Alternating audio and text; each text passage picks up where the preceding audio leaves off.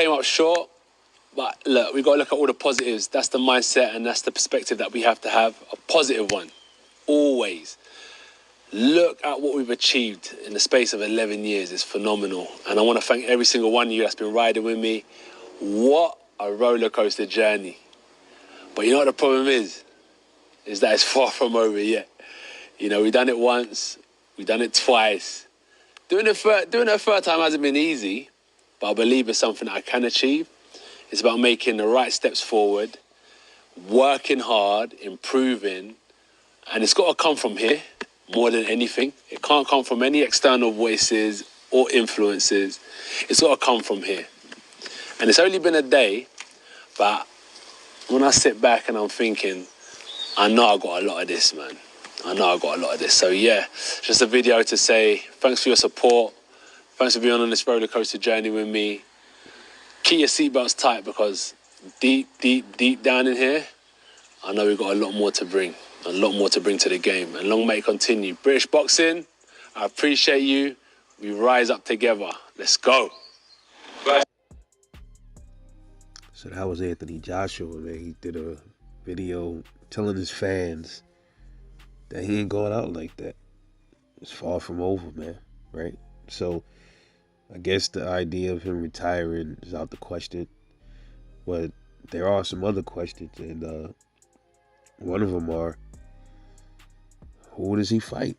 Is he saying this because he wants to go out on his shield, you know, with a big bang, so to speak? I mean, after seeing his performance against Dubois, it only confirms what I've been telling everybody about Anthony Joshua. He don't know what kind of Joshua is going to show up. He's one of those kind of fighters, man. And I think it's something going on with him up there. I'm not saying he's mentally unstable, but I think he's going through something, man, and he's not really telling everybody. He's just putting up a smile, which is good, you know, but I see through those smiles. And I think he's going through something, a personal issue outside of boxing, where it's not allowing him to focus, and he's not bringing himself, you know, his full potential is not coming out. And like I said, in some fights he shows it, some fights he's a dog, some fights he's like a timid little puppy. So who else is there for him to really redeem himself with right now, a heavyweight? I mean, we talking about what Big Bang Zay, Martin Bacoli. Come on. Who else? Joe Joyce? I think Joe Joyce might be a winnable fight for him. You know, I think that might be a winnable fight. But, you know, I'm trying to figure out who else. Because clearly he don't want to retire. He's still in it. Like, who else is there, dude? You know, I want y'all to tell me, you know, drop some suggestions because I'm puzzled by this. I'm not saying that I wanted him to retire, but I'm just saying, like, I'm not, like, his words are leading me to believe that he's ready to just jump into the fire.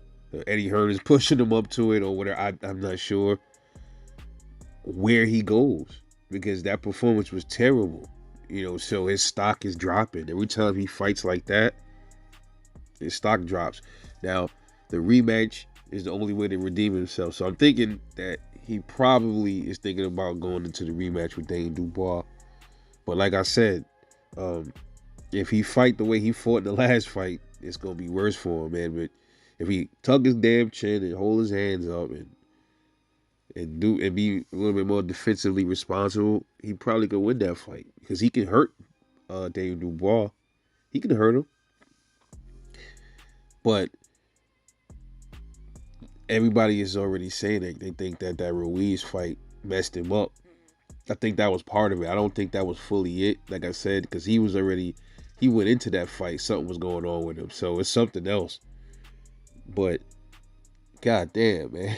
Joshua, I respect that, though. Look, these dudes is warriors, man. You can't take that away from him. If he feels like he still want to jump in the lion's den, let him jump in the lion's den. But I'm telling you right now, I don't think it's going to really end up too well for him.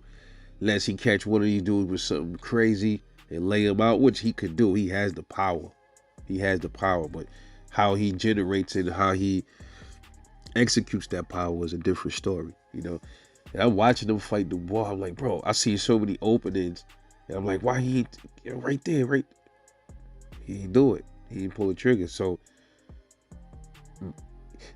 you know, is this a thing with Joshua where he'll lose to a guy badly, and then he starts to focus to win, to, you know, to get his win back? I don't know.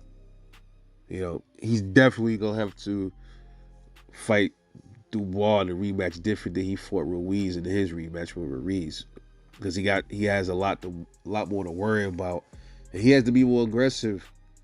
You know, he was able to sit there and pot shot Andy Ruiz, but he can't really. I don't think he's gonna be able to do that with Dave Dubois.